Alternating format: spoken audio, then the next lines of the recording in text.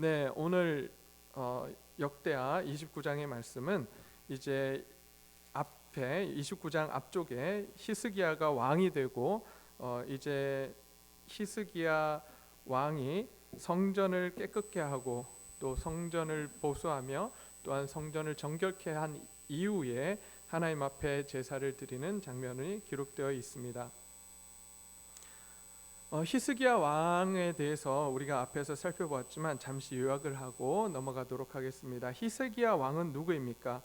이 히스기야라는 이름의 뜻은 바로 여호와는 강하시다라는 뜻입니다. 그리고 남유다 왕국의 13대 왕이기도 합니다. 그는 그의 통치 시절 기원전 BC 722년에 북왕국 이스라엘이 아수르에 의해 멸망당하는 일이 생기기도 했습니다.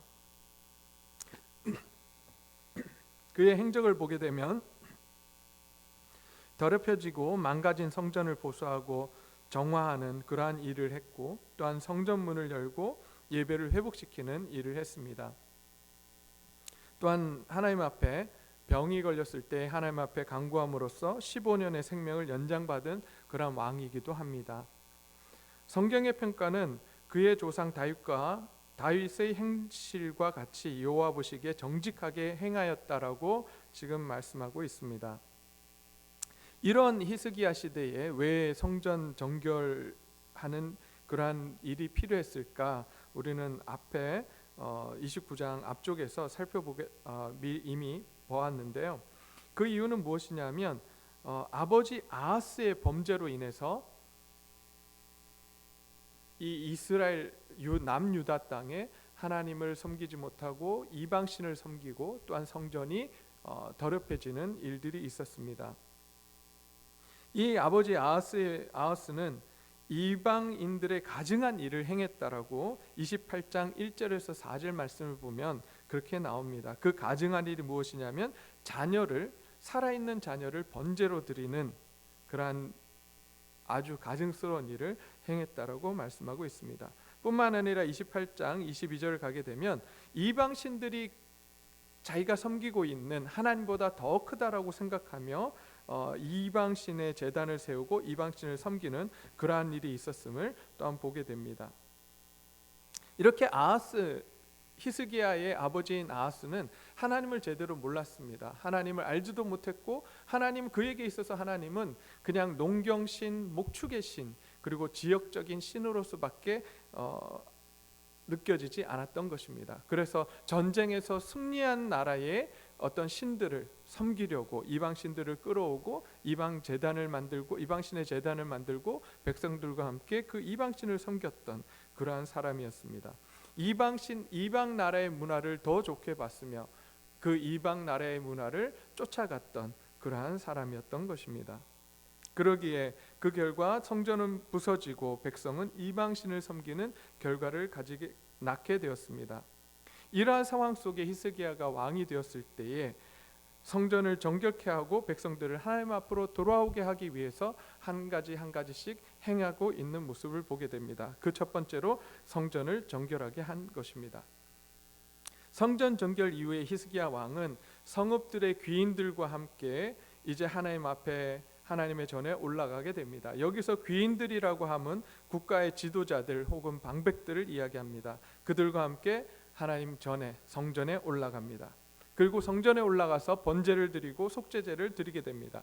우리가 잘 알다시피 번제는 다 태워서 드리는 것입니다. 제물을 다 태워서 하나님 앞에 드리는 제사입니다.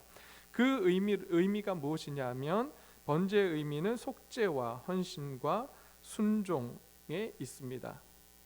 그래서 이 번제는 하나님과의 관계를 회복시키는 그러한 제사였습니다. 그리고 또 다른 제사를 드리는데 그것은 바로 속죄제입니다.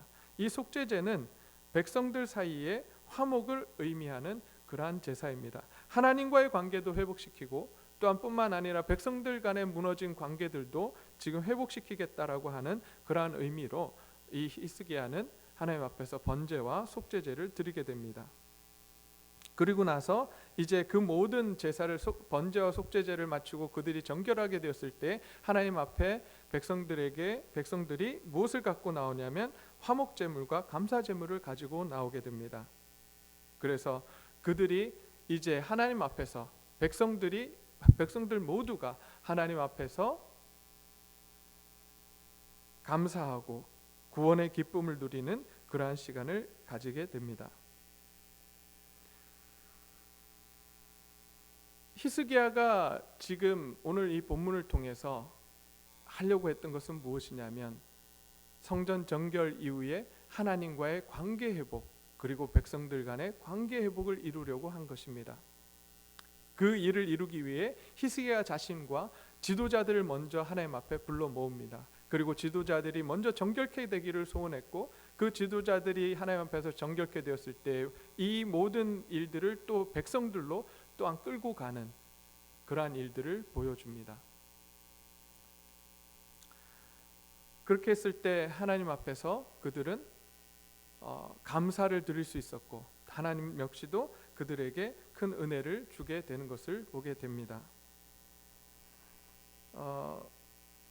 36절에 보면 이렇게 하나님께서 이 일이 갑자기 되었으나 하나님께서 백성들 위하여 예비하셨으므로 히스기야가 백성과 함께 더불어 기뻐했다라고 마지막에 장식을 하고 있습니다. 이렇게 하나님께서는 그들이 갑자기 준비되었다라고 하지만 하나님께서 예비해 두시고 그들이 하나님 앞에 돌아오는 것을 기뻐하시며 그들을 회복시키신 일을 보게 되는 것입니다. 우리는 어떻습니까? 지금 오늘날을 살아가는 우리는 우리의 삶의 예배가 혹시 무너져 있지는 않습니까? 많은 분들이 이렇게 이야기합니다. 코로나19로 인해서 우리의 예배가 무너졌다라고 이야기합니다. 그러나 저는 코로나19는 단지 한 시점이 방아쇠에 불과하다는 생각을 하게 됩니다. 벌써 이미 한국 교회 안에 지금 아하스가 따라갔던, 아하스가 그토록 좋아했던 이방의 문화와 이방의 가치와 이런 것들이 벌써 한국 교회 안에 들어와 있었다라고 하는 사실이죠. 그래서 무한 이기주의와 물질주의가 교회 안에도 어쩌면 스며들어서 하나님을 섬긴다고 하지만 하나님의 백성으로서의 모습이 아니라 세상 사람들과 별반 다를 것 없는 우리의 모습이 펼쳐져 있었다라고 하는 사실입니다. 하나님 앞에 예배는 드리지만 우리의 예배는 하나님 앞에 드려지는 것이 아니라 우리의 욕망을 쫓아 드리는 예배이었을지도 모른다는 사실입니다. 이제 우리는 히스기야처럼 우리의 예배를 이제 회복시켜야 합니다. 예배에 있어서 중요한 것은 장소의 문제가 아닙니다. 어디서 드리느냐, 언제 드리느냐, 어떠한 방법으로 드리느냐가 중요한 것이 아닙니다. 요한복음에서 예수님께서는 사마리아 여인과 예배에 대해서 이야기하시면서 그리심산도 아니고 예루살렘에서도 아니라고 말씀하십니다. 그러면서 예배에서 중요한 것은 예배의 대상이라고 말씀을 하십니다. 너희가 누구에게 예배를 드리느냐, 이것이 중요하다라고 말씀하시고 이제 예배 드리는 자의 자세가 중요하다라고 말씀을 하십니다. 인터넷으로 우리가 코로나 때문에 인터넷으로 예배를 드리고 있지만 누구에게 무엇을 위해서 어떠한 마음으로 우리가 예배를 드리냐, 교회에 와서 예배당에 와서 예배를 드리지만 우리가 섬기는 우리의 욕망을 따라 드리는 우리의 신에게 예배를 드린다면 그것은 하나님께서 받으시는 예배가 아닐 것입니다.